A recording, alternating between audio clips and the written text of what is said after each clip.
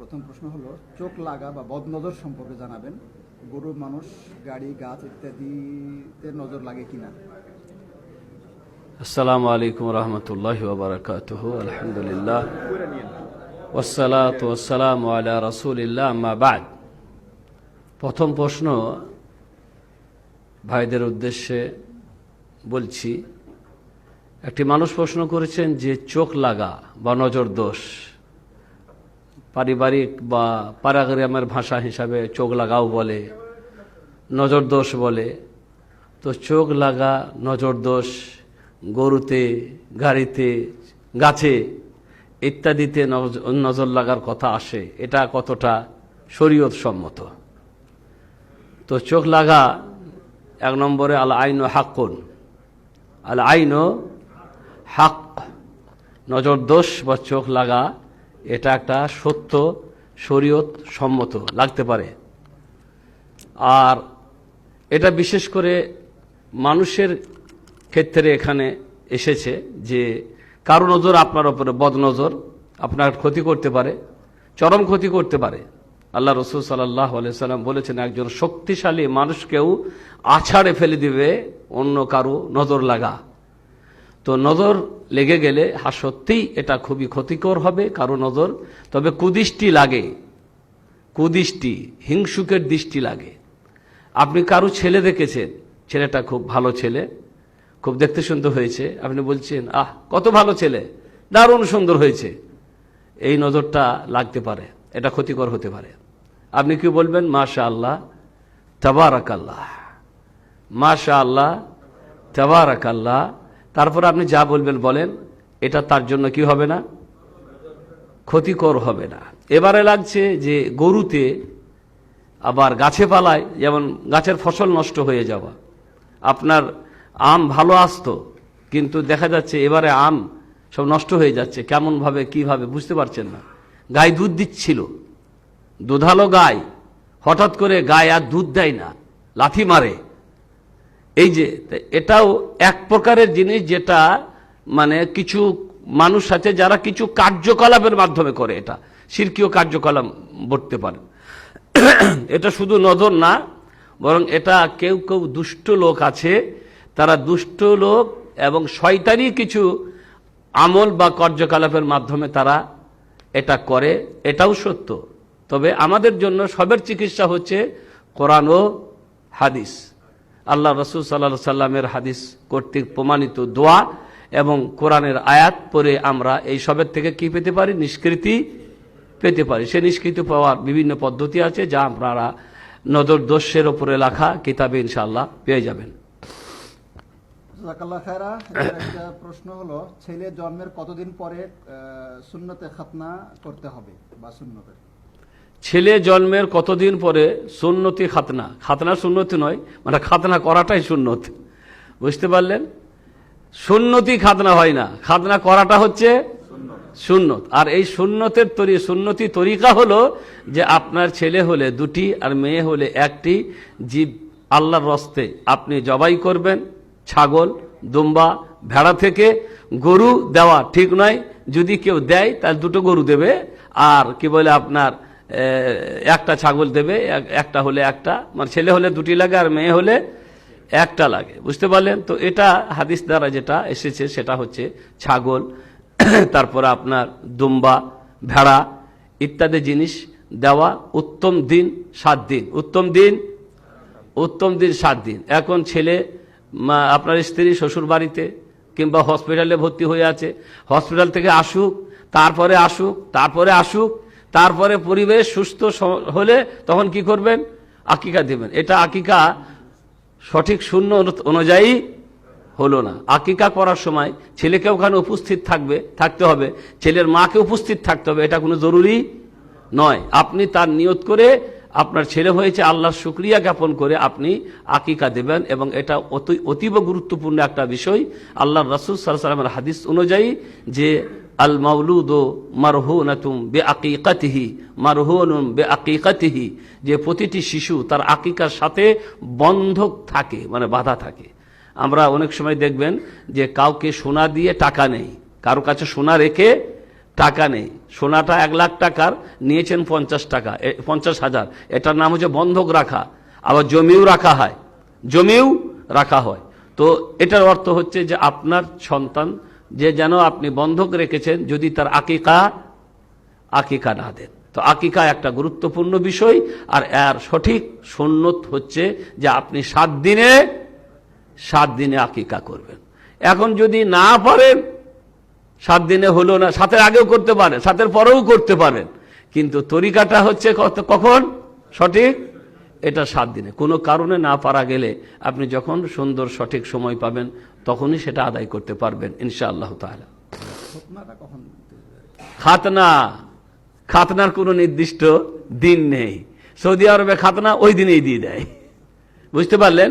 Saudi আরবে যেদিনে ছেলে হয় সেদিনেই কি করে খাতনা দিয়ে দেয়। মানে খাতনা দেওয়ার একটা নির্দিষ্ট কোনো টাইম নির্ধারিত করা হয়নি, তবে যত ছোটতে দেবেন তত ছেলেটার জন্য ভালো। আপনি দেখবেন, আমরা দেখেছি সমাজে অনেক বড় হয়ে গেছে, 4-5 বছরের ছেলে দৌড়ে বেড়ায়, যখন তখন খাতনা করা হয় তখন তার ঘাটা চট করে শুকায় না, খেলতে খেলতে আবার পড়ে যায়, আবার আঘাত পায়, আবার পড়ে যায়, আঘাত পায়। কিন্তু যদি শিশুকালে যখন সে ঘুমিয়ে থাকার বয়সে থাকে, চলতে ফিরতে পারে না, তখন দিলে তার জন্য ভালো হয়, কারণ চট করে শুকিয়ে যায়, আঘাত পাবার কোনো ব্যাপার থাকে না। তো মোট কথা, হাদিসে এটার কোনো নির্দিষ্ট টাইম বলা হয়নি যে এত দিনে দিতে হবে, তবে তাড়াতাড়ি দেওয়াটাই হচ্ছে বেশি ভালো। জাযাকাল্লাহ খায়রা। ফজরের নামাজ কোনো কারণে কাজা হয়ে গেলে ওই নামাজ জোহরের জামাতের সাথে আদায় করা না জোহরের নামাজ শেষ হওয়ার পরে আদায় করবে? জোহরের একে বলে আপনার ফজরের নামাজ আপনার কাদা হয়ে গেছে, উঠতে পারেননি, উঠার নিয়ত করেছিলেন। প্রতিটি মানুষের কাদার একটা পার্থক্য বুঝবেন। একটা মানুষ সে উঠেনি এই নিয়ত করে যে পরে নিব, এটার জন্য কাদা নয়, এটার জন্য তওবা। এটার জন্য আল্লাহর কাছে কি করবে? তওবা করবে যে আমি আর কখনোই এমন কাজ করব না। কাদা হচ্ছে সেটা যেটা তার করার নিয়ত ছিল, কিন্তু মোবাইল হয়তো ভুল সেটিং করেছিল, কিংবা উঠতে পারেনি, এখন ফজরের নামাজ আর সে টের পায়নি, যখন উঠছে তখন হয়তো অনেক বেলা হয়ে গেছে। এখন জোহরের সাথে পড়বে নাকি জোহরের পরে পড়বে নাকি জোহরের আগে পড়বে, তার সময়টা কখন? যখন উঠবে তখনই সে পড়বে। সে চিন্তা করে দেখবে না যেটা আমার কতটা সময় হয়েছে, সূর্য ঢলে গেছে না সূর্য মাথার উপরে আছে। একটা নিষিদ্ধ সময় থাকে, কিন্তু কাদা নামাজের জন্য কোনো নিষিদ্ধ সময় নেই। আপনি যখন উঠবেন সঙ্গে সঙ্গে ওটাই তার সময়, যে আপনি উঠে আগে উযু করে কি করবেন? নামাজটা আদায় করবেন, যেটা অনাদায় রয়ে গেছে।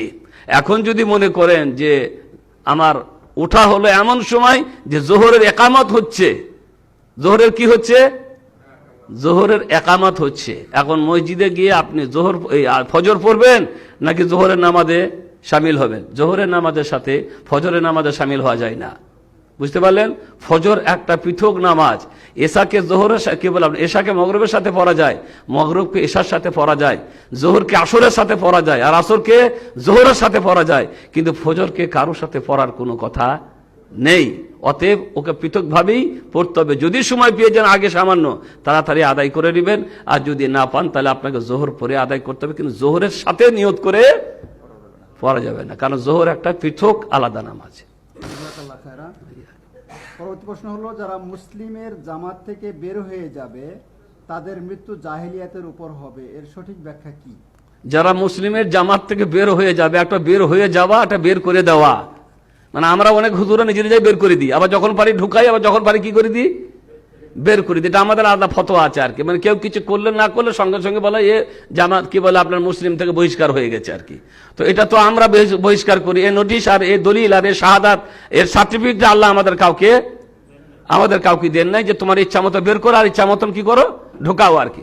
রাসূল কারীম সাল্লাল্লাহু আলাইহি ওয়াসাল্লামের জামানায় মুনাফিক উবাই বিন সুলুল আল্লাহ নবীর সাথে জামাতের নামাজ পড়ছে, আল্লাহ নবী জানেন এ মুনাফিক।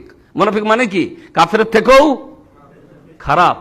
ইন্নাল মুনাফিকিনা ফি দারকিল আসফালে মিনান নার। নবী জানেন এই মুনাফিক, কিন্তু বললেন না ভাই তুমি নামাজ পড়ো না, আমি জানি তুমি এরকম, তোমার নামাজ পড়ো কোনো কাজে দেবেন বলেছিলেন?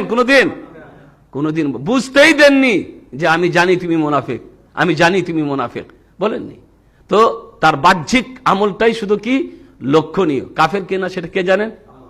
আল্লাহর উপরে ছেড়ে দিতে হবে। অতএব কোনো মানুষের বা কোনো আলেম ওলামার অধিকার নেই কোনো আমলের কারণে তাকে কাফের বলে দিবে। হতে পারে সে কাফের নাও হতে পারে, কার কাছে? আল্লাহর কাছে। কিংবা তুমি যখন কাফের বলছো সেই সময়ের কিছু পূর্বে সে আল্লাহর কাছে তওবা করেছে, তুমি জানো না। তুমি যখন কাফের বলছো তাই সেই সময়ে 2 মিনিট আগে সে কি করে নিয়েছে? আল্লাহর সাথে, আল্লাহর কাছে তওবা করে নিয়েছে। তাহলে তোমার কাফের বলাটা কোথায় যাবে? আল্লাহ রাসূল সাল্লাল্লাহু আলাইহি ওয়াসাল্লাম বলেছেন, যাকে তুমি কাফের বলো সে যদি কাফের না হয় তাহলে তোমার কথাটা তোমার উপরেই ফিরে আসবে। অতএব কাফের বলা যাবে না। এখন কথা হচ্ছে যে যদি কেউ এরকম অবস্থায় তার আমলের কারণে সে যদি বুঝতে পারে যে এই আমলটা কুফরি আমল আমি যা করে ফেলেছি, তাহলে সে সঙ্গে সঙ্গে আল্লাহ তৌফিক দিলে সে ফিরে আসবে, তওবা করে নিয়ে আবার সঠিক আমল কি করবে? শুরু করবে। আল্লাহ দিলে তার তওবা আল্লাহ কি করবেন? কবুল করবে, যদি সে সঠিক নিয়তে আবার কি আসে? ফিরে আসে আর কি। তো আমরা জানি কিছু কাজ আছে, কিছু আমল আছে যেগুলো করলে কুফরি পর্যায়ে হয়ে যায়। কিছু মন্তব্য আছে আল্লাহর ব্যাপারে, রসুলের ব্যাপারে, যেগুলো কুফরি পর্যায়ের মন্তব্য। এরকম কথা যারা বলে তাদেরকে জানতে হবে যে আমি বড় বিপদের মধ্যে আছি, এবং যদি আল্লাহ তৌফিক দেয় বুঝতে যখন পারে তখন সঙ্গে সঙ্গে তওবা করে সে কি করবে? ফিরে আসবে। তবে আমার আর আপনার এই পাওয়ার নেই যে আমি ইচ্ছা মতন তাকে কাফের করে দেবো, আবার ইচ্ছা মতন তাকে মুসলিম বানিয়ে দেবো। এটা আল্লাহ রাব্বুল আলামিনের ওপরে, এবং তাকে তওবা করার শুধু নসিহত করতে পারে, ভাই এমন কথা বলতে হয় না, এমন কথা বললে বড় বিপজ্জনক অবস্থা হতে পারে আপনার। আপনি কি করেন? আপনি তওবা করুন। আপনি কি করুন? তাকে তওবা করা, নসিহত করা, এটা হচ্ছে আমাদের দায়িত্ব। ইহরামের কাপড় পরিধান করার পরে গায়ে তেল মাখা যাবে কিনা? ইহরামের কাপড় পরার পরে এমন তেল ব্যবহার করাতে কোনো দোষ নেই যাতে কোনো সেন্ট নেই, যে সেন্ট আপনিও পাচ্ছেন না আর ওপর কেউ। এমন কিছু তেল আছে যা খুব সেন্ট যুক্ত তেল, আপনি মাখলে গোটা রুম বা আপনার সাথী সঙ্গীরা সেই তেলের সেন্ট পাবে। অতএব এটা সেন্ট হয়ে যাবে, আতরের মতন হয়ে যাবে। যেমন সাবান, এমন সাবান আপনি হাতে মাখুন, বাথরুমে হাত পরিষ্কার করার জন্য হজের অবস্থায় এমন সাবানের ব্যবস্থা থাকে যে সাবানের মধ্যে কোনো সেন্ট নেই। তো মোট কথা, ইহরাম অবস্থায় এমন তেল ব্যবহার করা আপনার জন্য কোনো রকমের অসুবিধা নেই, যাতে কোনো রকমের কোনো সেন্ট নেই, কোনো রকমের কোনো বাস পাওয়া যায় না, কোনো অসুবিধা হবে না ইনশাআল্লাহ তাআলা। রাস্তায় 100 টাকার মোবাইল কার্ড পাওয়া গেছে, এটা কি করতে হবে এখন? 100 টাকার মোবাইল কার্ড, তার মানে 100 টাকা পেয়েছেন আপনি, মনে করিলেন 100 রিয়াল পেয়েছেন। 100 রিয়ালের কার্ড পাওয়া মানে 100 রিয়াল পাওয়া। আপনি ইচ্ছা করলে ওটা নম্বরটা বের করে আপনার কার্ডে আপনি কি করতে পারেন? ভরে নিতে পারেন। কিন্তু আপনি কুড়িয়ে পেয়েছেন, পড়া জিনিসের একটা আলাদা বিধি আছে। এখন সেই জিনিসটা যদি এমন হয় যে জিনিস, একটা ছাগল আপনার বাড়িতে কারো চলে এসছে, জবাই করে খেয়ে নেবেন না? মানে জিনিসগুলোর মধ্যে পার্থক্য আছে। আল্লাহ রাসূল সাল্লাল্লাহু আলাইহি সাল্লামকে জিজ্ঞাসা করে, ইয়া রাসূলুল্লাহ, কারো উট যদি হারিয়ে যায় আমি কি বাড়িতে বেঁধে রাখবো না কি করব? আল্লাহ নবী বললেন, না, ওকে ছেড়ে দাও। ও খুঁজতে খুঁজতে একদিন ঠিক মালিকের বাড়ি পেয়ে যাবে, কিংবা মালিক তাকে খুঁজে কি করবে? বের করে নেবে। কারণ উট একদিনে মরে যাবার কোনো জানোয়ার নয়। উটের ওপরে আক্রমণ করবে এমন কোনো জানোয়ার তাকে মেরে ফেলবে এটাও নয়। কারণ সে তার মধ্যে এমন শক্তি আল্লাহ দিয়ে রেখেছেন, সে নিজের হিফাজত নিজেই করতে পারবে। অতএব তাকে ধরে রেখো না। কিন্তু একটা ছোট ছাগল যদি হয়, আপনি রাতে যদি ওই ছাগলটাকে না বেঁধে ঘর থেকে বের করে দেন, তাহলে শিয়ালে বা কোনো অন্য জিনিসে ওই ছাগলটা খেয়ে ফেলবে। তাহলে ছাগলের যে মালিক তার কি হয়ে গেল? ক্ষতি হয়ে গেল। অতএব তার হেফাজতের জন্য ছাগলটাকে আপনি বেঁধে রাখবেন। পরের দিনে আবার আপনি তার খোঁজ করবেন, চুপ করে বেঁধে রাখবেন না শুধু, বরং আপনি এবারে খোঁজ করবেন, ভাই একটা ছাগল আমার বাড়িতে আছে, কার ভাই দেখে নেবেন। স্বাভাবিক কথা, আপনি একটা গ্রামে বাস করেন, ছাগলটা কি অন্য গ্রাম থেকে তো আর আসা হবে না, এই গ্রামের মধ্যেই।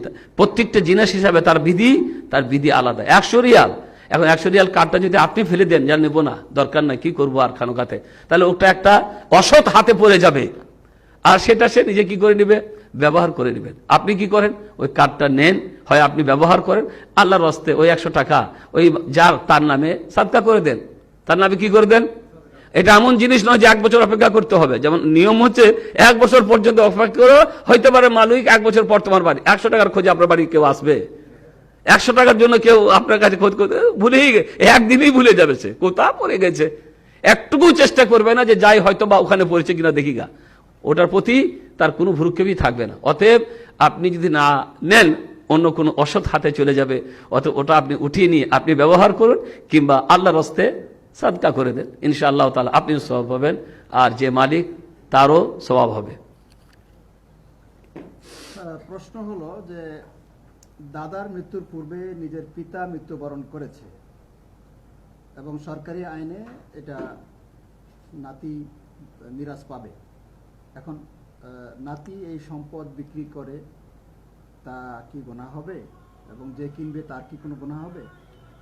মানে বাবা মারা গেছে। জি জি, বাবা মারা গেলে, সন্তান জীবিত থাকতে বাবা মারা গেলে শরীয়তের বিধি হচ্ছে যে নাতি পুত্র, নাতি বলতে কি পুতনি বলছেন, আমাদের তো আবার পার্থক্য আছে। ছেলের ছেলে মেয়েদেরকে, জি জি, ছেলের ছেলে মেয়েরা ওরা হচ্ছে পোতা পুত্রী, আর নাতি মানে মেয়ের ছেলে, তো ওদের তো কোনো দাখালি নেই। মানে মেয়েরা বা মেয়ের ছেলে মেয়েরা নানা সম্পদ থেকে কিছুই মেয়ে পাবে, কিন্তু মেয়ের ছেলেরা নানার সম্পদের কোনো তাদের কিছুই থাকে না, থাকে ছেলের ছেলে ছেলের মেয়ে। এখন শরীয়তের বিধি হচ্ছে আমি মারা গেলাম, আমার বাবা বেঁচে থাকতে আমার ওই বাবার মালে কিন্তু আমার ছেলে মেয়েদের কোনো অংশ নেই। এটা হচ্ছে শরীয়তের বিধান। এখন আমাদেরকে বিধানটা শুনতে খুব কঠিন লাগবে। আমি এত বছর সৌদি আরব করলাম, 20 বছর থেকে সৌদি আরব করে আমি যত টাকা পয়সা বাবাকে পাঠালাম, সেই টাকা দিয়ে বাবা জমি জায়গা করলো, বিষয় সম্পত্তি হলো, আর আমার ছেলেরা আজকে পথের ভিখারি। কত কঠিন লাগবে, কিন্তু ভুলটা আমি করেছি, ভুলটা আপনি করেছেন। আল্লাহ তাআলা শরীয়তে কথা বলেননি যে আপনি সব টাকা পয়সা আপনার বাবাকে দিয়ে দেন আর বাবা নিজের নামে কি করুক, জমি জায়গা করুক। না, আপনি আপনার যত উপার্জন ওটা আপনি করবেন আপনার ছেলে মেয়েদের জন্য, আপনার ছেলে মেয়েদের ভবিষ্যতের জন্য। হঠাৎ করে আপনার বাবা বেঁচে থাকতে যদি আপনি মারা যান, তা দাদার মালে আপনার ছেলে মেয়েরা মাহরুম হবে, কিন্তু আপনার মাল তো আছে। এখন এই অবস্থায় দাদা ভালোও হতে পারে আবার মন্দও হতে পারে। অনেক দাদারা ভালো দাদা হয়, তারা ওসিয়ত করে যায় যাতে করে আমার এই পোতা পুতনির কোনো কষ্ট, এরা ভালো হতে পারে, তাদের ওসিয়ত কার্যকরী করা হবে এবং সেটাকে মানতে হবে অন্যান্য ছেলেদেরকে, যেহেতু বাবা কি করে গেছে, ওসিয়ত করে গেছে। কিন্তু সব বাবা তারা ওসিয়ত করে যাবে না। তো মোট কথা হচ্ছে, যেটা সরকার আইন বানিয়েছে যে এরকম যদি হয়, মানে সরকার বলছে না পাবে, তারপরে পোতা না নিয়ে নিল, আইন অনুপাতে আর কি নিয়ে নিল, এটা সরকারি আইন। পোতাকে আগে শরীয়তের আইন বুঝতে হবে। সরকারি আইন যদি আমরা মানতে চাই, তাহলে অনেক অবৈধ আমাদের জন্য কি হয়ে গেছে, বৈধ হয়ে গেছে। অনেক অবৈধ কাজ পাশ্চাত্যের আইনগুলি আমাদের দেশে প্রয়োগ হচ্ছে, আর সেই আইনের আলোকে অনেক অবৈধ জিনিস আমাদের জন্য বৈধ, যদি আমরা সরকারি আইন মানতে চাই। কিন্তু আমাদের আইন হচ্ছে আল্লাহর আইন, কোরআনের আইন, রাসূল করিম সাল্লাল্লাহু আলাইহি ওয়াসাল্লামের আইন, আর আল্লাহ এবং রাসূল করিম সাল্লাল্লাহু আলাইহি ওয়াসাল্লামের দিয়ে দেওয়া আইন। সে আইনের আলোকে পোতা পুতনি কিছু পাচ্ছে না, যদি দাদা তাদের নামে ওসিয়ত করে না যায়। তার উচিত হবে চাচাদেরকে বলবে যে না, এটা আমার দরকার নেই, এটা আমার হকদার নয়, যেহেতু আমার বাবা মারা গেছে দাদা বেঁচে থাকতে, তোমরা যদি ইচ্ছা করে খুশি করে আমাকে দিতে দাও, তাহলে আমি এর প্রাপ্য হব। তখন সে নিতে পারে, বেচতে পারে, সবকিছু করতে পারে।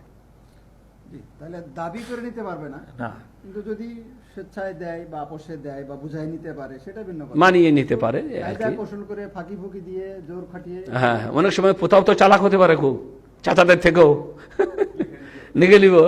আজকালকার জামানায় বরং তারাই বেশি চালাক, চাচারা তো চাষাই থেকে গেছে। আর মোবাইলের যুগে, ইন্টারনেটের যুগে পোতারাই হয়ে গেছে সব থেকে বেশি চালাক চতুর, তো সেও তো চাচাদের ঠকাতে পারে।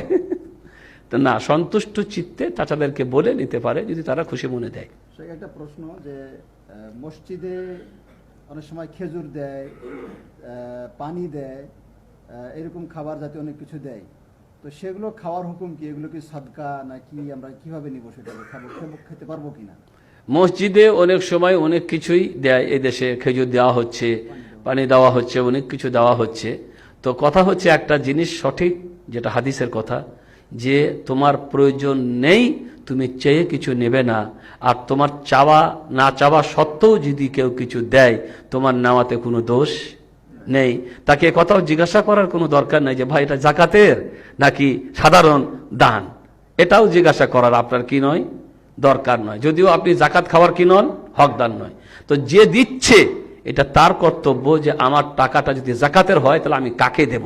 যেহেতু জাকাতের প্রাপ্য কারা, তাদের অধিকার বেঁধে দেওয়া হয়েছে কোথায়, কোরআনে। অতএব আমার কর্তব্য আমার জাকাতের টাকা কোথায় দিতে হবে এটা আমাকে খোঁজ করতে হবে আগে। যেখানে সেখানে যাত্রার হাতে দিয়ে দিলে জাকাত আদায় হবে না। আর যারা এগুলি দেয়, বিশেষ করে এই দেশে, এরা কিন্তু কেউ জাকাতের টাকা থেকে দেয় না, কারণ জাকাতের টাকা তাদের একটা জায়গা আছে যেখানেই তাদেরকে পৌঁছাতে হয়, এবং ব্যবসায়ীদেরকে তার রিপোর্ট বা তার ভাউচারও দেখাতে হয় ওই লাইসেন্স রিনিউ করার সময়। তো এগুলো সাধারণ সাদকাই হয়, বাকি আমাদের জিজ্ঞাসা করারও কোনো দরকার নাই, আর আমাদের নেওয়াতে আর খাওয়াতেও কোনো দোষের নাই, যেহেতু আমি তাদের কাছে চেয়ে, তো বিনা কারণে চাওয়া যায় ঠিক নয়, আর বিনা চাওয়াতে কেউ দিলে নেওয়াতেও কোনো দোষ নেই। একটা প্রশ্ন, নবী করিম সাল্লাল্লাহু আলাইহি ওয়াসাল্লামের নামে কোনো উমরা করা যাবে কিনা? মাশাআল্লাহ, রাসূল করিম সাল্লাল্লাহু আলাইহি সাল্লামের নামে কোনো উমরা করা যাবে কি না, কারণ তার তো মনে নেকির দরকার, আমার নেকির ভান্ডার ভরে গেছে, এখন আমার আর দরকার নাই, এখন নবীকে দেই। বুঝতে পারলেন যে রাসূল সাল্লাল্লাহু আলাইহি সাল্লামের জীবনে কোনো পাপ ছিল না, হ্যাঁ, নিষ্পাপ নবী, নবীরা সবাই নিষ্পাপ, তারপর আমাদের নবীর কথা আমরা বিশেষ করে জানি, তাই বলছি। আর তিনি জান্নাতে যাওয়ার আগে কেউ জান্নাতে যেতেই পারবে না, অবশ্য তিনি কোনো সময় তার জীবনে একথা ভাবেননি যে আমার নেকির দরকার নেই। বুঝতে পারলেন, তিনি কিন্তু এমন কথা কোনোদিন ভাবেননি। কাজে গেছেন, মনে করলেন জিহাদে যাচ্ছেন, কাজ ভাগ করে দেওয়া হতো, বলতো তুমি পানি আনবে, ওকে বলতো তুমি রান্না করবে, ওকে বলতো তুমি কাটাকাটি করবে, আর নবী বলতেন আমি দুজনাকে নিয়ে কাঠ আনতে যাব, জ্বালানি কাঠ। তো সাহাবীরা বলতেন ইয়া রাসূলুল্লাহ আপনার যাওয়ার কি দরকার, আমরা তো আছি। সাধারণ কথা, এখন আমি হুজুর, আমরা যদি কিছু কাজ করতে আপনারা কি বলবেন, আচ্ছা আপনি হুজুর বসেন, আপনি হুজুর বসেন। আপনারা যা সম্মান করেন না, আল্লাহ আপনাদের যাচাই খায়ের দান করুন। সত্যি আল্লাহর কাছে আপনাদের এই খিদমত বা এই সম্মান আল্লাহ কবুল করুন। সত্যি হুজুরদেরকে আপনারা চরম সম্মান করেন, আর বেশি সম্মান আবার সমস্যা হয়ে গেছে, ওই সম্মান পেয়ে আবার আমাদের অন্য হুজুররা বেশি বাগে পেয়ে গেছে আমাদেরকে আর কি। তো যাই হোক, আমাদের হুজুর, আমাদের নবী মুহাম্মদ সাল্লাল্লাহু আলাইহি সাল্লাম কখনো এই কথা মনে করতেন না যে আমার অনেক নেকি আছে, তো বলতেন যে হুজুর আপনার যাওয়ার কি দরকার, আমরা তো আছি। তখন আল্লাহ নবী বলতেন দেখো আমার থেকে তোমাদের শক্তি বেশিও নয়, মানে আমার যে শক্তি সে শক্তি তোমাদের কারো নেই, এক নম্বর কথা। আর দুই নম্বর কথা হচ্ছে যে আমিও তোমাদের মতো নেকির মুখাপেক্ষী, আমারও নেকির কি প্রয়োজন। তো মোট কথা হচ্ছে মুহাম্মদ সাল্লাল্লাহু আলাইহি সাল্লাম, হ্যাঁ, তিনি এ কথা ভাবতেন না যে আমার নেকির দরকার নেই। আর এই জন্যই হাদিস এসছে যখন মিজানে দাঁড়িপাল্লায় নেকি মাপা হবে, আল্লাহ নবী বলছেন তখন আমি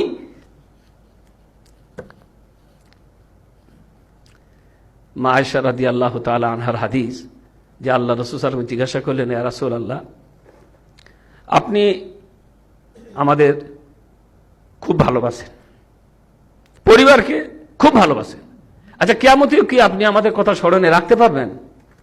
তখন রাসূল করিম সাল্লাল্লাহু আলাইহি ওয়াসাল্লাম বললেন যে তিনটি অবস্থা এমন আসবে যখন আমি আমার কথা ছাড়া কারো কথা স্মরণে রাখতে পারবো না। তার মধ্যে একটি হচ্ছে পুলসিরাত পাড়ি দেওয়ার সময়, আর একটি হচ্ছে আমল নামা বন্টন করার সময়, আর একটা হচ্ছে যখন আমল নামা ওজন করা হবে দাঁড়িপাল্লায়, কে জানি আমার নাকি ভারী হলো না হালকা হলো, এটা দেখে না নেওয়া পর্যন্ত কারো কথা আমার মাথায় থাকবে না। তো যাই হোক, বলার উদ্দেশ্য হচ্ছে যে রাসূল করিম সাল্লাল্লাহু আলাইহি সাল্লাম শুধু না, বরং আমরা আমাদের জীবিত মা বাপদের জন্য আমরা উমরা করতে পারি না। জীবিত অবস্থায় উমরা শুধু তাদের জন্য আমরা করতে পারি, মা বাপ যারা মারা গেছে তাদের জন্য, বাকি অন্য কারোর জন্য উমরা করা যায় না। আর রাসূল করিম সাল্লাল্লাহু আলাইহি সাল্লামের তো প্রশ্নই আসে না যে আমরা নবী করিম সাল্লাল্লাহু আলাইহি সাল্লামের জন্য কি করে আপনার উমরা করব। আমরা যে আল্লাহ নবীর উপরে দরুদ পাঠ করি নবীর লাভের জন্য না, আমাদের লাভের জন্য। আমার আল্লাহ বললেন কি যে আমার নবীর উপরে একবার দরুদ পাঠ করো আমি 10টা নেকি দান করব। তাই এটা নবীর লাভের জন্য না, কাদের জন্য? আমাদের জন্য। অতএব আমাদের নবী আমাদের জন্য মুখাপেক্ষী নন যে আমরা তার জন্য নেকির কাজ করি, তার জন্য সাদকা করি, তার জন্য উমরা করি। শুধু এতটুকুই যে আল্লাহ বলেছে দরুদ পাঠ করো, একবার দরুদ পাঠ করলে আমি আল্লাহ তোমাদেরকে 10টা করে কি করব?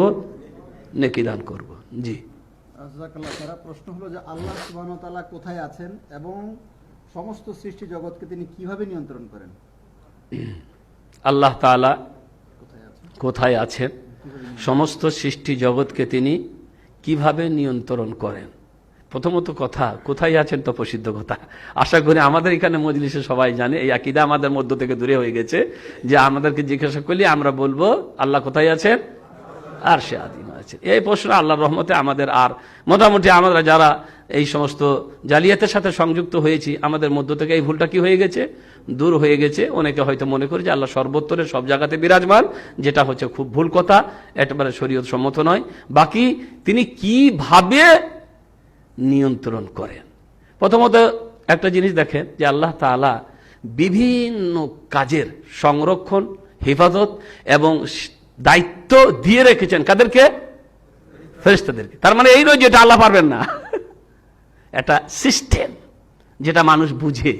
আমরা একটা জালিয়াত অফিস চালাতে গেলে একটা মদির হতে হয়, একটা এই হতে হয়, একটা দায়ী রাখতে হয়, বুঝতে পারলেন?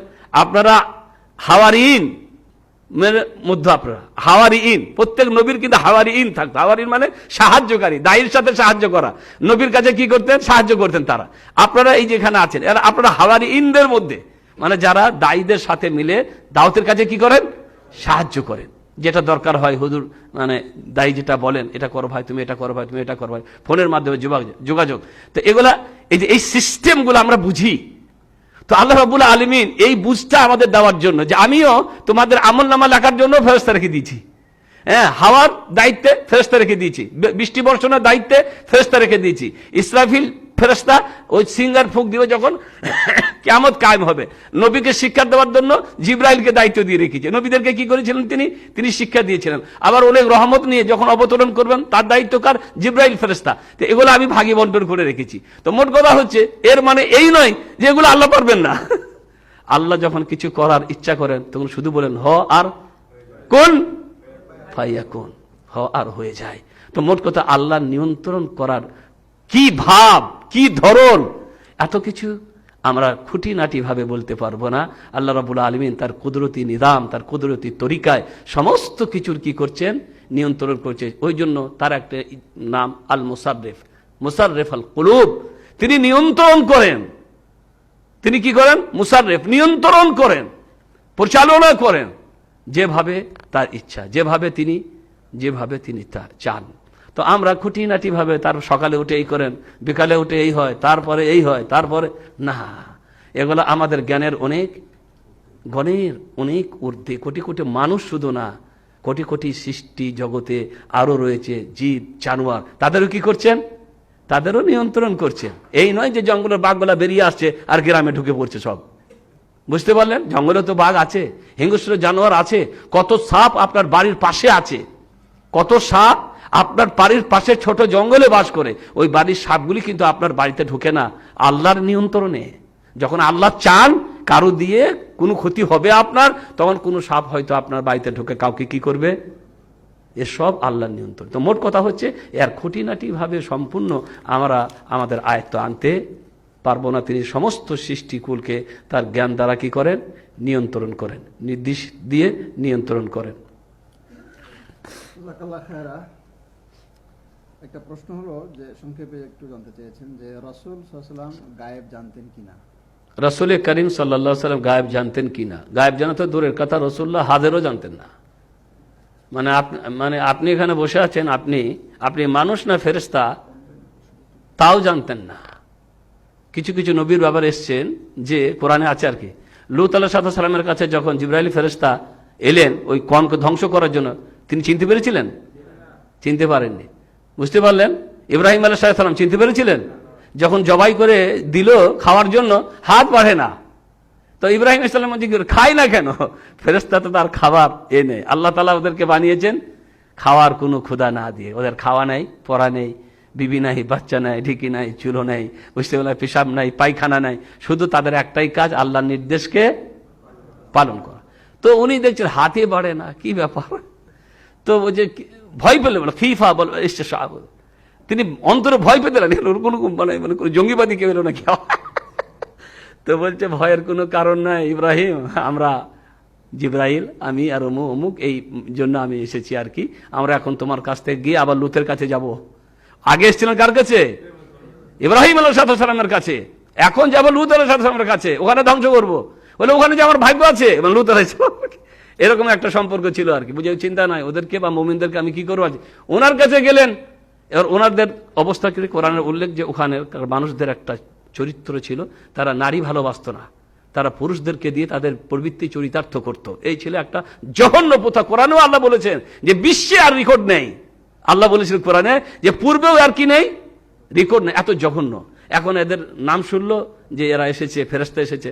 ফেরেশতারা দেখতে শুনতে সুন্দরী হয়, তাই না?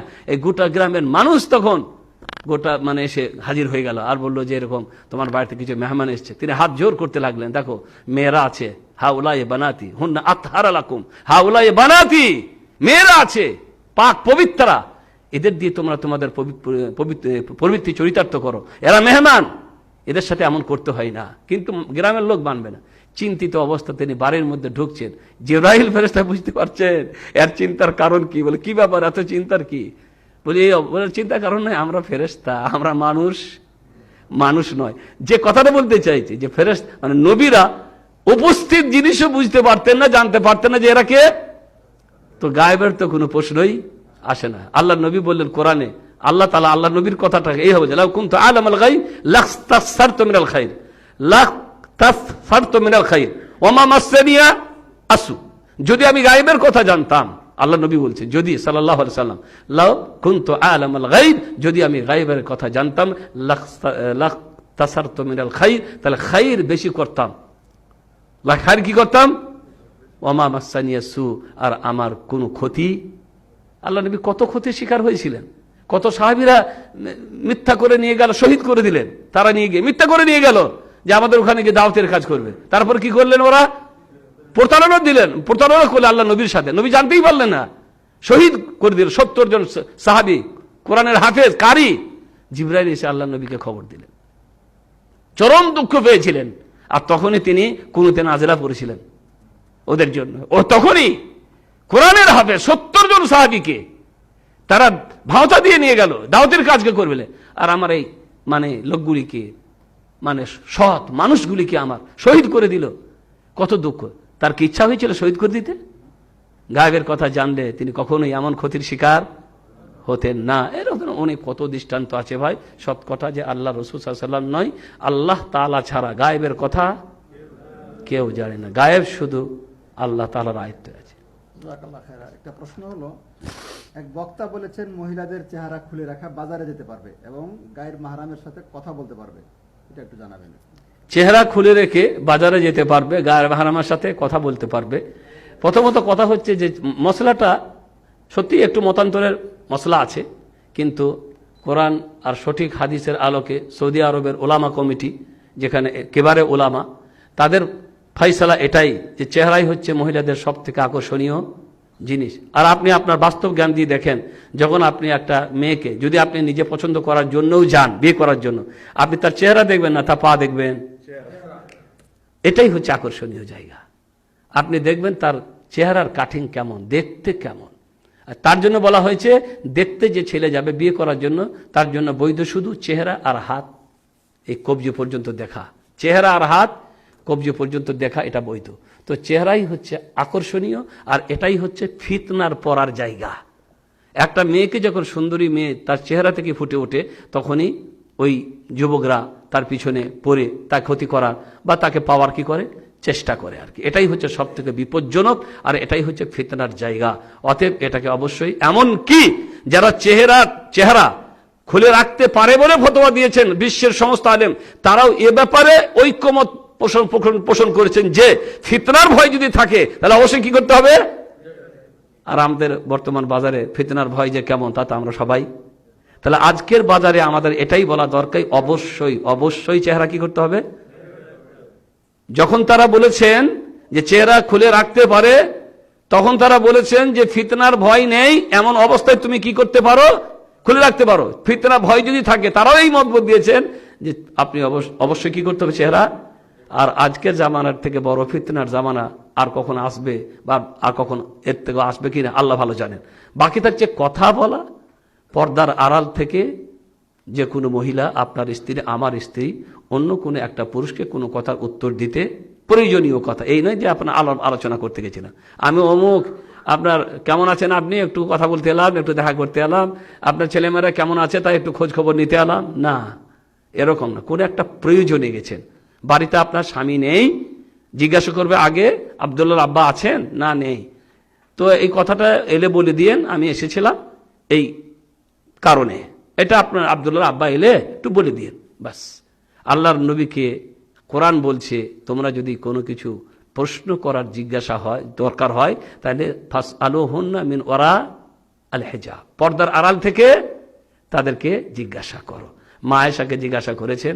সাহাবীদের মধ্যে এমনও হয়েছে যে কোনো হাদিসের সঠিক তথ্যের ব্যাপারে, অর্থের ব্যাপারে সাহাবীদের মধ্যে ইখতিলাফ, এরা বলছে এটা হবে, এরা বলছে এটা হবে। তখন লাস্ট পরিশেষ আশ্রয়স্থল হতেন কে? মা আয়েশা রাদিয়াল্লাহু আনহা। চলেন ওনার কাছে ফায়সালা গ্রহণ করব। তারপরে তারা এসে সামনে দাঁড়াতেন আর মাকে জিজ্ঞাসা করতেন। তখন তিনি বলতেন যে তোমরা এত তাড়াতাড়ি যদি ভুলতে শুরু করো তাহলে তো পরে আবার অনেক সমস্যা হয়ে যাবে। তারপরে তিনি সঠিক তথ্যটা বা সঠিক অর্থটা কি করতেন? বলে দিতেন।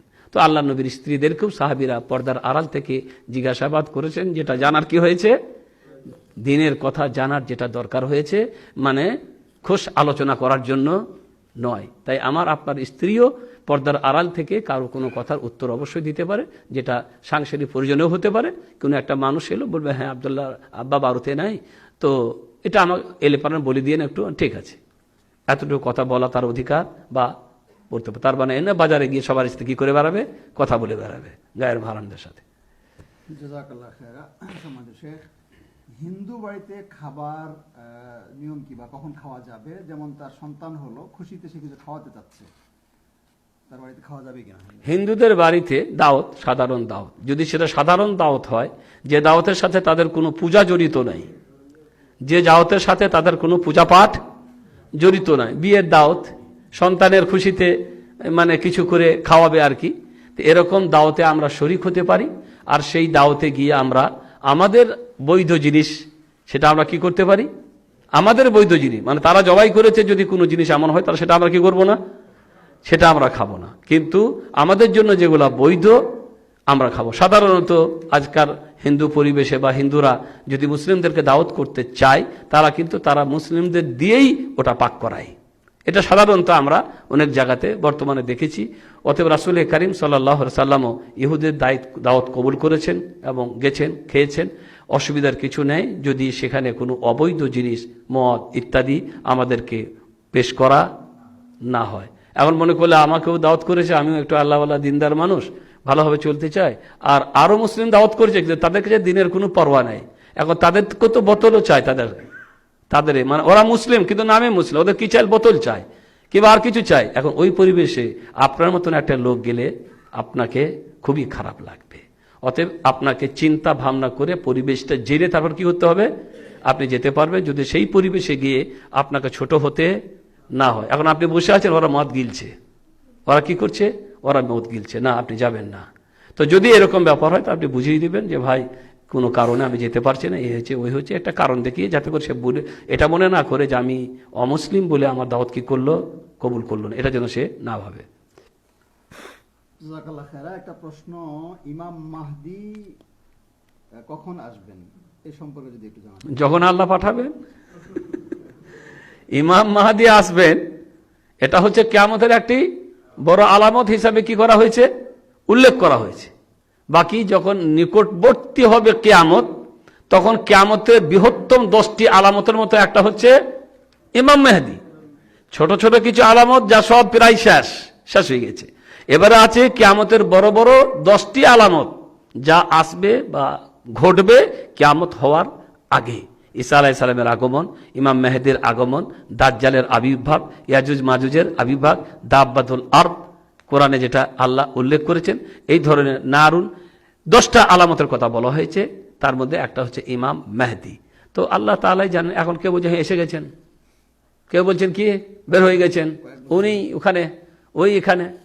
এসব কথার কোনো মূল্য নেই। ইমাম মাহদী যখন আসবেন তখন ইমাম মাহদী কথা বলবেন না যে আমি ইমাম মাহদী, তিনি কথা বলবেন না। মানুষ তার কালচার, তার আদত, তার আখলাক, তার চরিত্র, তার সব কিছু দেখে বুঝে নেবেন ইনিই হচ্ছেন আমাদের। সেই যুগ হবে, নিশ্চয়ই হবে, এটা আমাদের বিশ্বাস করতে হবে। তার নির্দিষ্ট কোনো সন, কোনো তারিখ এটা নির্দিষ্ট করা আমাদের পক্ষে সম্ভব নয়। জাযাকাল্লাহ খায়রা। একটা প্রশ্ন হলো যে যাকাত গ্রহণের মতো ইসলামের নীতি মোতাবেক, ইসলামের বিধান মোতাবেক লোক পাওয়া যাচ্ছে না, তাহলে সেই যাকাত কি করবে? যাকাত দেওয়ার জন্য ওই লোক পাওয়া যাচ্ছে না যারা যাকাত গ্রহণের বা প্রাপ্য অধিকারী যারা নেই। এখন মনে করলেন আমার দেশে, কিন্তু আমার দেশে তো এমন পরিস্থিতি এখনো আসেনি আমার মনে হয়। মাশাআল্লাহ, দিনের দিন দারিদ্রতা সীমা ছাড়িয়ে যাচ্ছে, আর এক শ্রেণীর মানুষ দ্রুত গতিতে ওপরে। মানে আমাদের দেশ গরিব নয়, কিন্তু সমস্যা হচ্ছে যে বন্টন ব্যবস্থা আর পরিচালনা ব্যবস্থাটা কি নয়, ভালো নয়, যার জন্য এক শ্রেণীর মানুষ ধনী থেকে ধনীতর হতে চলেছে আর গরিবরা গরিব থেকে গরিবতর। তো আমাদের দেশগুলিতে আমার মনে হয় এমন পরিবেশ এখনো আসেনি যেখানে জাকাত দেওয়ার, আবার হতেও পারে যে আপনি যেখানে আছেন সেখানে হয়তো এরকম লোক পাচ্ছেন না। তাহলে আপনি প্রথমত আপনার সাধ্য মতো পৌঁছাবার, যেখানে আপনার শক্তি আছে, যেখানে জাকাত নেয় তারা কোনো সংস্থাও হতে পারে, কোনো, যেমন এখানে জামিয়াতুল বীর বলে, এখানে জামিয়াতুল বীর, প্রত্যেক শহরে দেখবে জামিয়াতুল বীর আছে। এখানকার বড় বড় ব্যবসায়ীরা ওদের জাকাতের টাকা কিন্তু ওই জামিয়াতুল বীররে কি করে, জামিয়াতুল বীররে দিয়ে আসে, ওরা দায়িত্ব গ্রহণ করে নেয়। এবার ওরা, এতিম আছে দেশে প্রচুর, যাদের বাবা মা সবাই মারা গেছে অ্যাক্সিডেন্টে, 15 বছর পর্যন্ত ওদেরকে পালতে হয়, এসব কিন্তু এরা, ওই জন্য এতিমকেও এতিম মনে হবে না, এখানে কেউ নেই, ওই এতিম কিন্তু বহল তবিয়তে পড়াশোনা করছে, বহল তবিয়তে বড় ল্যান্ড ক্রুজার গাড়ি, বুঝতে পারলেন। একজন আমাদের বাঙালি ভাই বলছেন, আমি প্রথম তখন নতুন আর কি, তো আমি ওই বীরের কাজ করি, তা আমাকে বললো গাড়ি করে এই মাল অমুক বাড়িতে পৌঁছে দিয়ে আসা, মানে চাল ডাল সব তো পৌঁছায়, মাল নিয়ে গেলাম, তুই তার বাড়ির সামনে 3-4টা গাড়ি দাঁড়ায়, বাড়ির সামনে ভালো ভালো 3-4টা গাড়ি। তা আমি মনে করলাম মনে হয় ভুল করে আমি অন্য বাড়িতে চলে এসেছি, না আমি তখন টেলিফোন করছি আবার মুদিরকে যে আমি তো বাড়িতে এসেছি, তো তুই বললি এই বাড়িতে 3-4টা গাড়ির সামনে মুমকিন আনা গালতান, তো আল্লাহ আন্তা মাফি গালতান, হ্যাঁ দাও ওই বাড়ি। এটা কি তার মানে ওই বাড়ির ছেলেরা যারা রয়েছে এখনো 2 ভাই বা 3 ভাই, তারা এখনো 15 বছর বয়সে কেউ পৌঁছেনি, ওরা এতিমই আছে এখনো। অতএব ওদের বাৎসরিক সমস্ত কিছু গাড়ি সহ, পেট্রোল সহ সবকিছু তাদেরকে কি করা হয়, দিয়ে দেওয়া হয়। তো আমি আমার জায়গাতে যদি না পাই, তাহলে আমি এমন জায়গার খোঁজ করব যেখানে আমার জাকাতটা তারা গ্রহণ করে এবং হকদারদের কাছে কি দেবে, পৌঁছে দেবে। এটা হচ্ছে আমার কর্তব্য। এই নয় যে আমি যাকে তাকে নেই, তো যাকে পেলাম দিয়ে দিলাম, দরকার নাই অথচ কি করলাম, দিয়ে দিলাম। বাকি থাকছে অনেক সময় অনেক মানে ভালো অবস্থার লোকও প্রয়োজনীয় হয়ে যেতে পারে, অনেক অভাব কি বলে আপনার ভালো অবস্থায় ছিল, কিন্তু হঠাৎ করে তার অবস্থা ঋণগ্রস্ত হয়ে গেছে, আর কিছু হতে পারে, এটার খোঁজ খবর নিতে হবে। অনেক আপনি লোককে পাবেন যে তার অবস্থা ভালো আমরা মনে করি, কেন, যে তারা মানুষের কাছে চায় না। কোরআনে আল্লাহ বলেছেন যে তারা হাত পাতে না, পবিত্রতা রাখার চেষ্টা করে, কিন্তু তারা আসলেই কি অভাবী। আমাদের কর্তব্য হচ্ছে তাদের খোঁজ করা, নিয়ে তার ঋণ পরিশোধ করার জন্য তাকে দেওয়া। তো এই হচ্ছে বিভিন্ন মাধ্যম। আমরা অবশ্যই চেষ্টা করব যে আশেপাশে কি আছে, আর অবশ্যই যেন তা হকদারের কাছেই পৌঁছে, যেহেতু এটা জাকাতের টাকা, এটাকে নিয়ে আপনি যেখানে সেখানে দিতে পারেন না। জাযাকাল্লাহ খায়রা। শেখ, আওলাদে রাসূল কি, তাদেরকে নিয়ে মাহফিল করা যাবে কিনা খুঁজে বের করতে হবে আওলাদের রসুল কোথায় রয়েছে, তারপরে মাহফিল করা যাবে। আওলাদের রসুল মানে হচ্ছে মানে আলীর বংশধর, হোসেন হাসানের বংশধর, ফাতেমার বংশধর। এবার আল্লাহ জানে আওলাদের রসুল কেমন করে হলো। আল্লাহ রসুল সাল্লাল্লাহু আলাইহি ওয়াসাল্লাম 3টে ছেলে ছিল, 3টে শিশুকালে কি হয়ে গেছে, মারা গেছে, তাহলে বংশ তো আর নেই।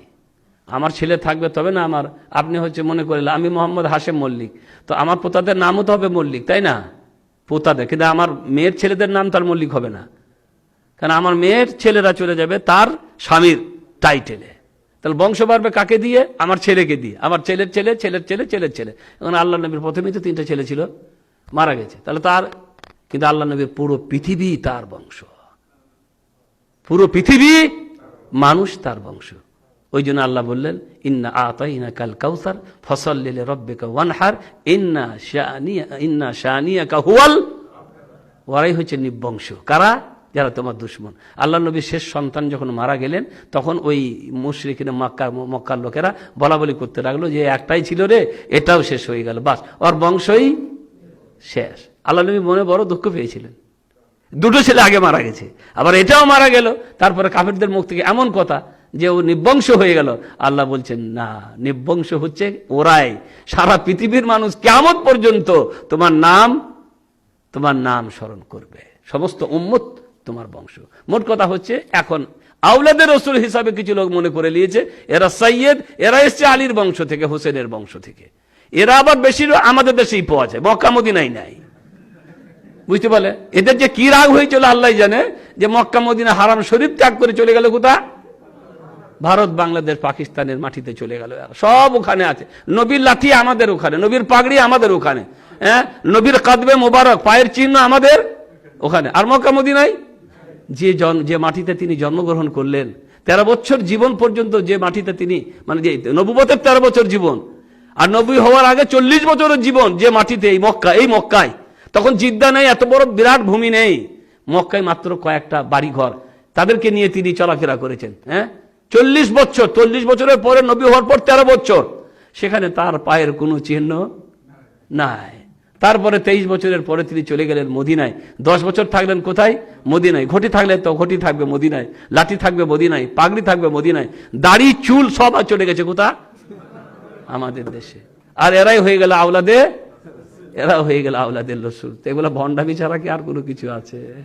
এখন দাবি করে নিয়েছে ফুরফুরা শরীফ দিয়ে এরা হচ্ছে আওলাদের রসুল। ফুরফুরা শরীফের যারা হর্তাকর্তা এরা হচ্ছে আওলাদের রসুল। এই হিন্দুদের মতন হিন্দুদের বামুন ছাড়া পুজো দেওয়া যাবে না, তেমনি আওলাদের রসুল ছাড়া মিলাদ দেওয়া যাবে না। জাযাকাল্লাহ খায়রা। জান্নাত লাভের উপায় কি সংক্ষেপে যদি বলতেন? জান্নাত লাভের উপায় কি সংক্ষিপ্ত লাভে সাহাবায়ে মুআয বিন জাবাল রাদিয়াল্লাহু তাআলার হাদিসের মধ্যে নিয়ে নেন জান্নাত লাভের উপায়। সেই হাদিসেই আল্লাহ রাসূল সাল্লাল্লাহু আলাইহি ওয়াসাল্লাম বলে দিয়েছেন। মুআয রাদিয়াল্লাহু তাআলা আনহু বলছেন, আমরা সবাই ছিলাম কার সাথে? মুহাম্মদ রাসূলুল্লাহ সাল্লাল্লাহু আলাইহি ওয়াসাল্লাম। ফাসিরতু কারীবাম মিনহু ফাআসবাহতু কারীবাম মিনহু। হঠাৎ করে আমি আল্লাহর নবীর খুব কাছাকাছি হয়ে গেলাম, মানে আমি আর নবী ছাড়া কেউ, নির্জনে পেয়ে গেছি। কাকে? নবীকে নির্জনে। একটা বিরাট কোনো পদের মানুষকে যদি নির্জনে আপনি পান, তাহলে তো আপনার কোনো কিছু চাওয়ার থাকে না। এখন মনে গেল আমাদের দেশের কোনো মন্ত্রী বা আর কেউ, যাদেরকে চট করে পাওয়া যায় না, এরকম লোককে যদি আপনি নির্জনে কোথাও ট্রেনে বসে বা বাসে বসে বা আর কোথাও পেয়ে যান, যাকে আপনি চিনেন যে উনি হলেন চেয়ারম্যান, তাহলে তো আপনি অবশ্যই সুযোগের সদ্ব্যবহার করতে চেষ্টা করবেন যে আপনি অমুক, আপনি তমুক, আমি আপনার বাড়ি গেছিলাম, আপনাকে স্যার পাইনি খুঁজে, আপনি তো ব্যস্ত মানুষ, তো কয়েকবার দেখা করার চেষ্টা করেছিলাম স্যার, কিন্তু আপনাকে দেখা করতে পারিনি।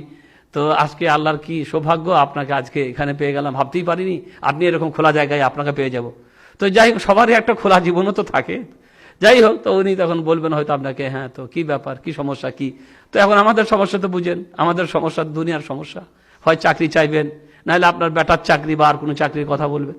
ঠিক এইরকম সাহাবী বলছেন মুআয বিন জাবাল, ফাআসবাহতু কারীবাম মিনহু, আমি আল্লাহর নবীর একেবারে নিকটে হয়ে গেল, কেউ নেই আমার কাছে, আমি এই সুযোগটার সদ্ব্যবহার করতে চাইলাম। তখন আল্লাহ নবী বলে, ইয়া রাসূলুল্লাহ দুল্লুনি আলা আমালিন ইউদখিলুনি আল জান্নাতা ওয়া ইউবাইদুনি মিনান নার। দুনিয়া নয়, দুনিয়ার কত দরকার ছিল জানেন? বাড়ি নেই, বুঝলেন, বাড়ি নেই, ঘর নেই, চাদর নেই, বালিশ নেই, মানে এই করুণ দৃশ্য, করুণ অবস্থা, তখন দুনিয়া চাইবে না, ওসব দরকার নেই। বলছেন, ইয়া রাসূলুল্লাহ এমন আমলের কথা বলে দেন যে আমল আমাকে জান্নাতের কাছে করে দিবে আর জাহান্নাম থেকে ইউদখিলুনি আল জান্নাহ, জান্নাতে প্রবেশ করাবে আর জাহান্নাম থেকে দূরে রাখবে। আল্লাহ নবী কি বলেন? লাকাদ সাআলতা আন আযীম, তুমি অনেক বড় জিনিস চেয়ে ফেলেছো। দেখেন, যদি দুনিয়ার কথা বলতেন যে আল্লাহ নবী দোয়া করে আমার জন্য ধনী আমালে আল্লাহ বরকত দান করে, আল্লাহ নবী সঙ্গে সঙ্গে দোয়া করে দিতেন। কিন্তু যখন বলল আল্লাহ, ইয়া রাসূলুল্লাহ আপনি এমন আমলের কথা বলে দেন যে আমল করলে আমি জান্নাতে যেতে পারবো, জাহান্নামকে দূরে থাকতে পারবো, নবী বললে অনেক বড় জিনিস চেয়ে ফেলেছো।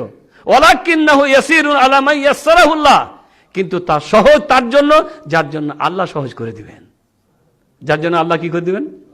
তারপরে বললেন, তুকিমুস সালাহ ওয়া তুতিজ যাকাত ওয়া তাসুমা রমাদান ওয়া তাহুজ্জুল আল বাইত, তারপরে সাদাকা যাকাত, একের পর এক কয়েকটি আমলের কথা এখানে রাসূল করিম সাল্লাল্লাহু আলাইহি সাল্লাম আমাদেরকে জানিয়ে দিলেন। তো নামাজ, জান্নাতে প্রবেশ করার জন্য প্রথম আমল হচ্ছে নামাজ।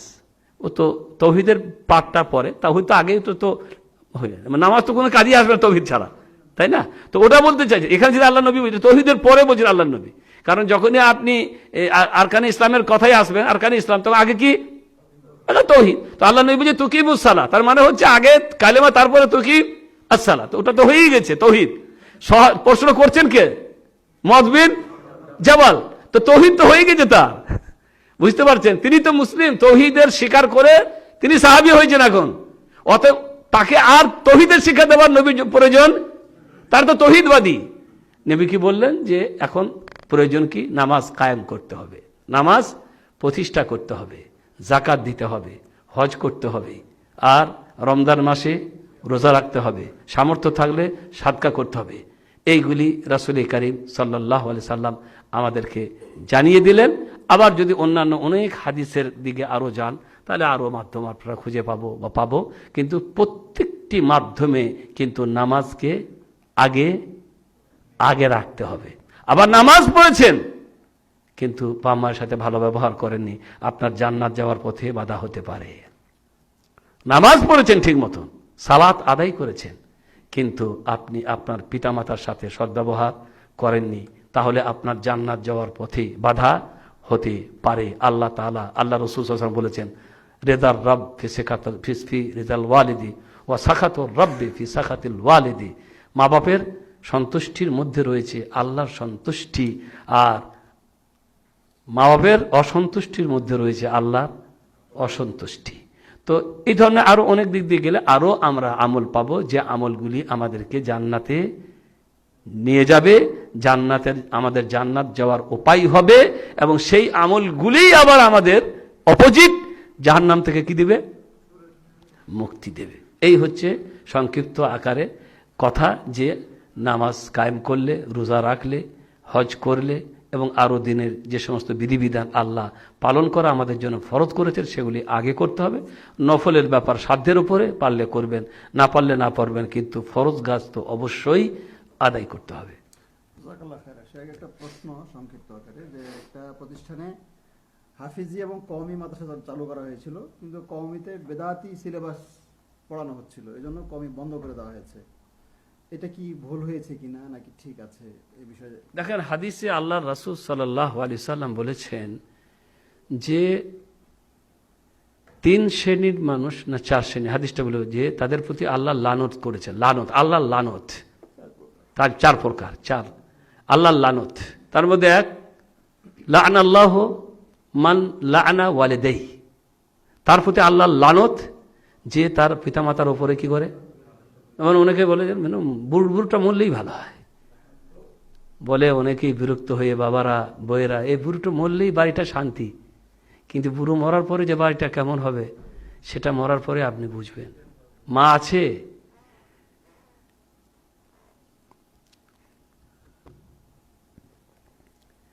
যে বাড়িতে মা আছে সে বাড়ি কেমন, মা না থাকলে সে বাড়ি কেমন হয়, মা যাওয়ার পরে বুঝতে পারবে।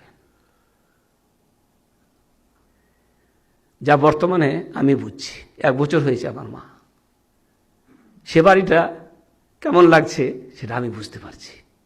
তো এগুলো অনেক সময় মানুষ এমন বিরক্ত হয়ে যায়, মনে হয় তাদের মৃত্যু কামনা করছে। তো আল্লাহ তাআলা, আপনার এই দোয়া কবুল হবে না আল্লাহর কাছে। আল্লাহর কাছে এই দোয়া আপনার কি হবে না? লা'নাল্লাহু মান লা'না ওয়ালিদাইহি, এরকম যদি কেউ করে তার প্রতি আল্লাহর লানত। ওয়া লা'নাল্লাহু মান যাবাহা বিগাইরিল্লাহ, তার প্রতি আল্লাহর লানত যারা গায়রুল্লাহর নামে কি করে, জবাই করে। ওয়া লা'নাল্লাহু মান আবা মুহদিসান, তার প্রতি আল্লাহর লানত যে কোনো বিদআতিকে আশ্রয় দেয়। ওয়া লা'নাল্লাহু মান গায়্যারা মানালাল আরদে, আর তার প্রতি আল্লাহর লানত যে জমির চিহ্নকে পরিবর্তন করে দেয়। মানে এখান থেকে আমাদের জীবনে দেখবে একটা মাপ থাকে, একটা দাগ থাকে, খুঁটি দিয়ে রেখেছি কিংবা আল দিয়ে রেখেছি, এখন আপনি আলটা কেটে রাতে এসে লালটা কেটে ফেলে আলটাকে দিয়ে ঠেলে দিয়েছেন, বাড়িয়ে দিয়েছেন, এখন বলছে যে না এই পর্যন্ত আমার, চিহ্নটাই পরিবর্তন করেছে, কিংবা ওই খুঁটিটা তুলে ফেলে দিয়েছেন। মাপার সময় মানে মোহরি এসেছিল, মাপতে মাপতে মেপে গিয়ে ওরা কি করেছে, খুঁটি দিয়ে চলে গেছে, ইট গেড়ে দিয়ে চলে গেছে, আপনি গিয়ে রাতে কখন সেই ইঁটই গায়েব করে দিয়েছেন। এখন আপনার সাথে ঝগড়া শুরু হয়ে গেল, আবার শুরু হয়ে গেল। এটা হচ্ছে নবীনের চিহ্ন পরিবর্তন করে দেওয়া। এদের প্রতিও আল্লাহ লানত। এখানে যদি হয় যে বিদাতিকে পানা দেওয়াতে যদি আল্লাহর লানত হয়, তাহলে বিদাতি মাদ্রাসা বা বিদাতির সিলেবাস পড়ালে কি অবস্থা হতে পারে? এখানে তো একটা মানুষের কথা বলা হচ্ছে, আর ওখানে আপনি কয়েক জন বা কয়েক শত ছাত্রকে আপনি কি করবেন, 20 পয়জন দিয়ে তাদের মাথাকে ধোলাই করে দিবেন, 20 পয়জন। তো এই 20 পয়জন ঢোকানো হবে যদি সেটা বিদাতি মাদ্রাসা হয় কিংবা যদি বিদাতি সিলেবাস হয়। তারা তো ছোট, তারা তো জানে না যে না এটা ঠিক নয়। শেষে তারাই আপনাদের আমাদের সহি আকীদার লোকেদের বিরুদ্ধে কথা বলবে যদি এরকম সিলেবাস হয়। অবশ্যই খুব দরকার, প্রয়োজন যে এরকম আসা অবশ্যই কি হওয়া উচিত, বন্ধ হওয়া উচিত, যদি আমাদের বন্ধ হওয়ার মতন তার শক্তি বা করার মতন শক্তি থাকে। হিন্দু বা খ্রিস্টানদের বাড়িতে প্রয়োজনে নামাজ পড়া, আশপাশে মসজিদ না থাকার কারণে মূর্তি ছিল না সেখানে, কিন্তু আশপাশে তাদের দেবতার ছবি ছিল। এখন এই নামাজ কি আবার পড়তে হবে নাকি ওই পড়াতে হয়ে যাবে? দেখেন, আল্লাহ তাআলা যখন বললেন, আল্লাহ রাসূল সাল্লাল্লাহু আলাইহি সাল্লাম হাদিসের মধ্যে, যে আল্লাহ তাআলা জমিনটাকে আমার জন্য কি করে দিয়েছেন? পবিত্র করে দিয়েছেন। জুইলাত লি আল আরদা মাসজিদা ওয়া তাহুরা, শুধু পবিত্র না, জুইলাত লি আল আরদা মাসজিদা ওয়া তাহুরা, জমিনটাকে আল্লাহ তাআলা আমার জন্য মসজিদ আর পবিত্র অর্জনের মাধ্যম বানিয়ে দিয়েছেন। পানি না পেলে তেমন করা যায় না, যায় না? তো আমার মাটি থাকলে তেমন করা যাবে যদি পানি না পাওয়া যায়। তো জমিন এখানে, সে মাটিতে খ্রিস্টান বাস করছে, খ্রিস্টান বাস করার কারণে ওই মাটিটাও নাপাক হয়ে যায়নি। যদি নাপাক হওয়ার কোনো কারণ, আপনার বাড়িতেও তো নাপাক হতে পারে যদি একটা বাচ্চা ওখানে কি করে দেয়, পেশাব করে দেয়, আর পেশাবটা ভিজে আছে, তাহলে ওই জায়গাটা কি থাকবে? যতক্ষণ পর্যন্ত ভিজে থাকবে ততক্ষণ পর্যন্ত আপনার বাড়ির ওই জায়গাটা কি নাপাক। মুসলিম বাড়ি কিন্তু নাপাক, কেন? পেশাব করেছে, ওটা ভিজে আছে। যতক্ষণ না পেশাবটাতে পানি ঢেলে দিয়েছেন কিংবা শুকিয়ে গেছে। তো ঠিক তাই বাড়ি মাটি একই, ওদের হিন্দুদের হয়ে যাওয়ার কারণে ওই মাটি নাপাক হয়ে যায়নি। শুধু এতটুকুই যে সামনে যেন কোনো মূর্তি বা কোনো ছবি না থাকে তাদের ওই মাটিতে। আমরা যেখানে নামাজ পড়ি, এয়ারপোর্টে আর যেখানে সেখানে আমরা নামাজ পড়ি, মনে করলে সব আল্লাহর জমিন, এখানে আমাদের কোনো সমস্যা নাই। তাশবিশ হতে পারে সামনে কোনো ছবি থাকলে আর কিছু থাকলে, অতএব সামনে কোনো ছবি বা আর কিছু যদি না থাকে বা কোনো মূর্তি যেটা ওরা পূজা করে, কারণ এটাতে তাশবিশ যে আমি যেন কাকে, আল্লাহ নবী বললেন কবরে নামাজ পড়া যাবে না, আর কবরের দিকে মুখ করেও, কেন? আর কবর দূরে আছে তো মুখ করে নামাজ পড়া যাবে না কেন? তাশবিশ আছে, এটাকেই হয়তো কেবলা বানিয়ে দিলাম নাকি, হ্যাঁ, সাক্ষাৎ সন্দেহ হতে পারে। অতএব কবরের দিকেও মুখ করে নামাজ পড়বে না, কবরেও নামাজ পড়বে না। ঠিক ওই রকম যদি মূর্তি রাখা থাকে ওদের, তাহলে আমি যদি নামাজ পড়ি তো মূর্তিটার সামনে, তাহলে আমি নামাজ পড়ছি কার জন্য? মূর্তির জন্য নাকি? ঠিক এরকম হতে পারে। অতএব এর সন্দেহ দূর করার জন্য মূর্তি যেন না থাকে। অতএব তাদের যে কোনো জায়গাতে আমরা নামাজ পড়তে পারবো, এতে আমাদের কোনো খ্রিস্টান হোক, আমাদের হিন্দু যারা, তারা হলো আমাদের মাটি কোনো সমস্যা নেই ইনশাআল্লাহ তাআলা। মাটি পাকি থাকবে যদি শুকনো থাকে। শেষে একটা প্রশ্ন, অনেক প্রশ্ন আছে কিন্তু দেওয়া সম্ভব হবে না, অনেকগুলো প্রশ্ন রয়ে গেছে, আর আজকে তো মাহফিল আছে ইনশাআল্লাহ। তো শেষে একটা প্রশ্ন, যে শিয়ারদেরকে কি কাফের বলা যাবে কিনা? শিয়ারা আমাদের ইসলামের কোরআন ও হাদিসের আলোকে, কোরআন ও হাদিসের আলোকে শুধু কাফের না, সাধারণ কাফেরদের থেকেও আমাদের জন্য চরম ক্ষতিকর। শিয়া আর ইহুদি সম্প্রদায় এরা হচ্ছে দুটো এক রকম। একজন শিয়া একজন অমুসলিমের সাথে কথা বলতে পারে, কিন্তু একজন সুন্নি মুসলমানের সাথে সে কথা বলতে পারে না। এত বড় বিদ্বেষ রাখে সে, বুঝতে পারলেন? তাদের কোরআন আলাদা, তাদের নামাজ আলাদা, তাদের বিশ্বাস আলাদা, তাদের তরিকা পদ্ধতি আলাদা, সমস্ত কিছু মিলিয়ে তারা ইসলামের আওতায় পড়ে না। তো এটা হচ্ছে যে তারা কোরআন ও হাদিসের আলোকে তারা অমুসলিমের আওতায় পড়বে আমাদের বিশ্বাস মতে। এটা আমাদেরকে মানতে হবে, আমাদের এটা কি রাখতে হবে? মানতে হবে, বিশ্বাস করতে হবে। যেমন কুফরিকে কুফরি হিসাবে আমাদেরকে কি করতে হবে? মানতে হবে বা বিশ্বাস করতে হবে। আসসালামু আলাইকুম রহমতুল্লাহি ওয়া বারাকাতুহু। জি শেষ সময় তো ভাইরা, আজকে